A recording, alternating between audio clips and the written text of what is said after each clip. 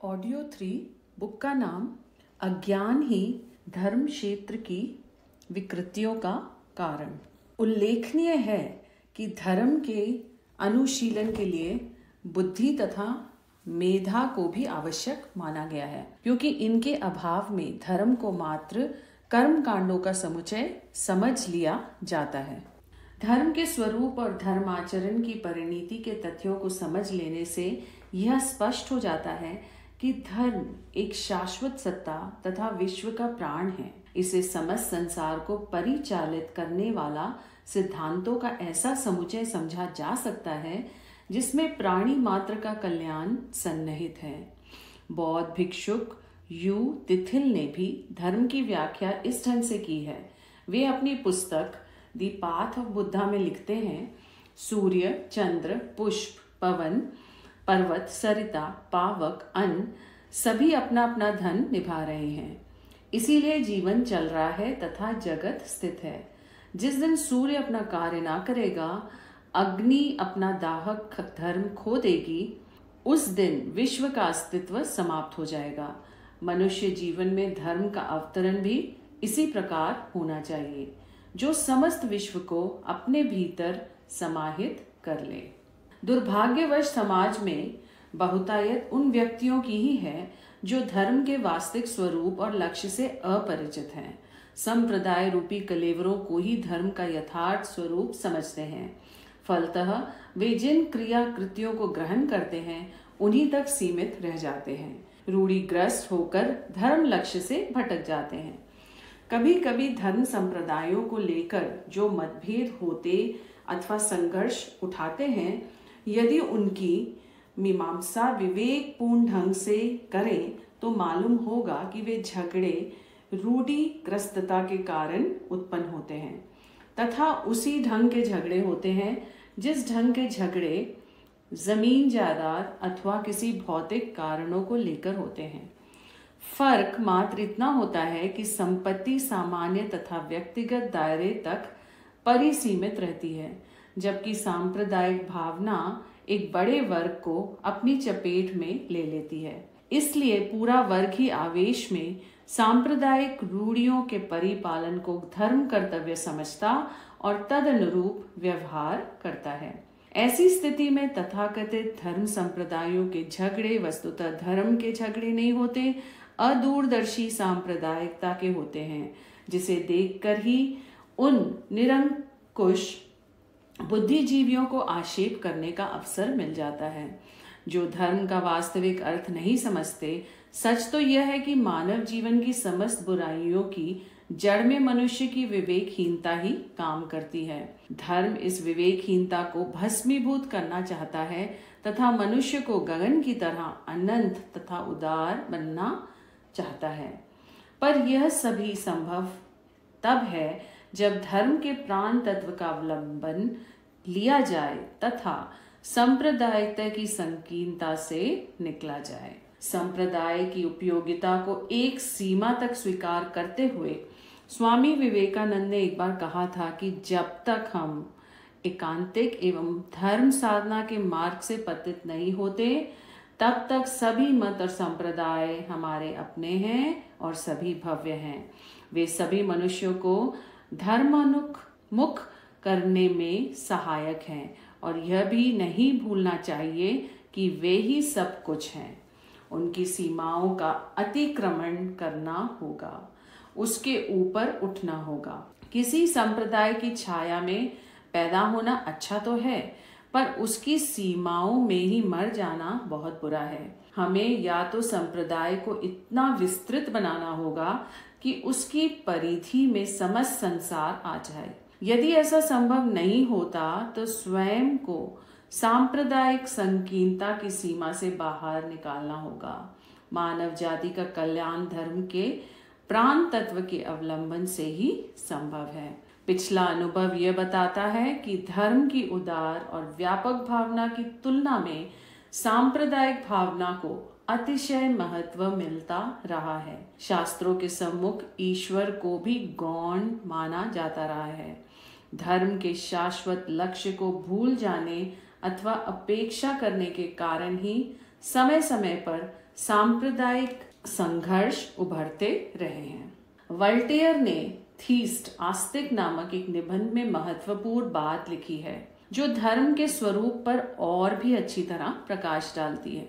वह लिखता है कि धर्म परायणता के अर्थ है एक ईश्वरीय सत्ता में विश्वास, ऐसा विश्वास जो मनुष्य ही नहीं हर प्राणी के प्रति प्रेम और आत्मीयता की भावना उभारता हो, संसार को एकता के सूत्र में आबद्ध करता हो, सच्चा धार्मिक रूढ़िगत धार्मिक व्यापारों से अपने को मुक्त रखता हो।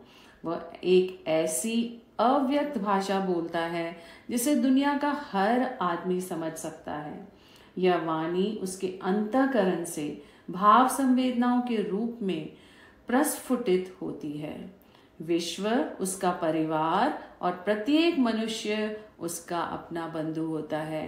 सबका कल्याण करना ही उसकी पूजा बन जाती है। सचमुच ही इस धरातल पर पहुंचा हुआ व्यक्ति ना हिंदू रह जाता है, ना मुसलमान, ना ईसाई, ना यहूदी, ना पारसी और ना सिख, ना छोटा ना बड़ा, ना गोरा ना काला। वो अपने को मात्र इंसान समझता है तथा एक विराट चेतना की अभिन्न लहर धर्म का जीवन में सही अर्थों में अवतरण ऐसी ही अनुभूति कराता है। इस चरम धार्मिक अनुभूति तक पहुंचने के लिए स्वामी रामकृष्ण परमहंस का कथन है कि हमें धर्म की इमारत एक ऐसी बुनियाद पर खड़ी करनी होगी जिसमें सभी धर्मों का सहयोग प्राप्त हो। पर यह संभावना तभी साकार हो सकती है जब सभी धर्म संप्रदाय सांप्रदायिकता की संकीर्ण परिधि से बाहर निकलकर धर्म के शाश्वत स्वरूप एवं लक्ष्य को उजागर करने के लिए साहस जुटाएं। प्रकृति के सिद्धांतों की एक रूपता का प्रतिपादन सभी वैज्ञानिक करते हैं, चाहे वे पूरब के हो अथवा पश्चिम के। सिद्धांतों में मतभेद होने से विज्ञान की प्रामाणिकता संदिग्ध हो जाएगी। एकता, समता, शुचिता, सहकारिता, सहिष्णुता धर्म का लक्ष्य है। इस एकत्व का प्रतिपादन प्रत्येक धर्म संप्रदाय को न केवल सैद्धांतिक रूप से वरन व्यवहार द्वारा भी प्रस्तुत करना होगा। धर्म की महान गरिमा इसी तथ्य पर ही अवलंबित है।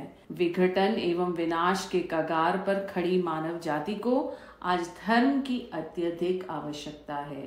एकमात्र यही संसार का कल्याण करने में सक्षम है। पर धर्म इस महान लक्ष्य की आपूर्ति तभी कर सकता है जब वह सांप्रदायिकता की परिधि से बाहर निकले और स्वस्थ तथा समग्र स्वरूप में प्रस्तुत हो। कहना ना होगा कि इसके लिए सभी धर्म संप्रदायों को एकजुट होकर काम करना होगा। पुरातन काल में धर्म ही मानवीय उत्कर्ष और अनुशासन का एकमात्र आधार था। समय अनुसार वह राजतंत्र और धर्मतंत्र में बटा, तो भी अपनी उत्कृष्टता के कारण मानव अंतराल पर उसका प्रभाव अशून्य ही बना रहा। शासन का क्षेत्र पदार्थ एवं व्यवहार है, धर्म का चरित्र एवं चिंतन। धर्म व्यक्तित्व का गठन करता है। शासन साधनों के उत्पादन वितरण से लेकर सुरक्षा व्यवस्था जैसे भौतिक प्रयोजनों की पूर्ति करता है। यो साधनों की कमी या अव्यवस्था से भी कम कष्ट नहीं होता, इसलिए उसकी साथ संभाल रखने की जिम्मेदारी उठाने वाले शासन का भी महत्व एवं वर्चस्व है।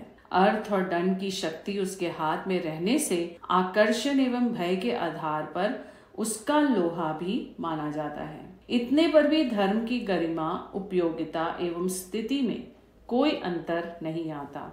मानवीय अंतकरण में उच्च स्तरीय आस्था जमाने विचारना में सदाशयता को रखने तथा क्रिया प्रक्रिया को नीति निष्ठा बनाने की शक्ति धर्म की ही है। भावना और विचारना का महत्व सर्वोच्च है। वही व्यक्ति की मौलिक संपदा एवं क्षमता है। उत्थान पतन की दूरगामी भूमिका का सूत्र संचालन यहीं से होता है। मनुष्यों का समूह ही समाज है। लोगों का स्तर जैसा होता है उसी के अनुरूप समाज की गतिविधियां चलती हैं। जैसी गतिविधियां होती हैं वैसी ही परिस्थितियां बनती है। शासन तो परिस्थितियों का नियंत्रण भर कर सकता है, उनका उत्पादन तो अंतःकरण एवं बुद्धि संस्थान से ही होता है। अस्तु भावना क्षेत्र की दिशा देने वाले धर्म की गरिमा सदा ऊंची रहेगी, उसे शासन से भी अधिक महत्व मिलेगा। दर्शन की गरिमा वैभव से किसी भी प्रकार कम नहीं है।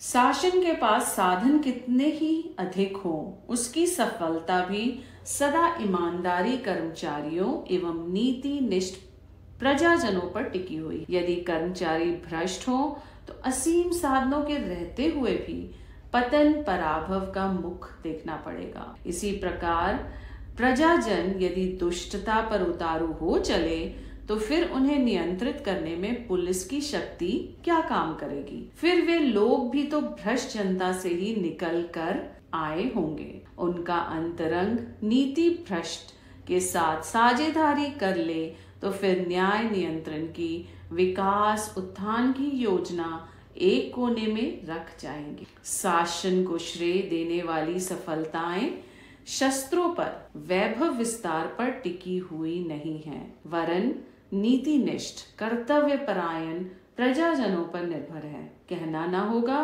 कि यह समुच्चा भावना क्षेत्र धर्म धारण के अंतर्गत आता है। शासन लोभ या भय के आधार पर किसी को उत्कृष्ट व्यक्तित्व से संपन्न नहीं बना सकता। उसकी पहुंच वैभव क्षेत्र से आगे बढ़ मात्र बौद्धिक क्षेत्र तक समाप्त हो जाती है। सरकारी प्रचार प्रोपेगेंडा के आधार पर प्रस्तुत समाचारों तक पर जब विश्वास नहीं किया जाता तो उनके द्वारा चिंतन को उत्कृष्टता और व्यवहार की आदर्शवादिता को लोक भावना में इतनी गहराई तक उतार देना किस प्रकार संभव होगा, जहाँ की किसी भी भय प्रलोभन से मानवीय आदर्शवादिता को ना गंवाने की व्रतशीलता अडिग चट्टान की तरह खड़ी रहे।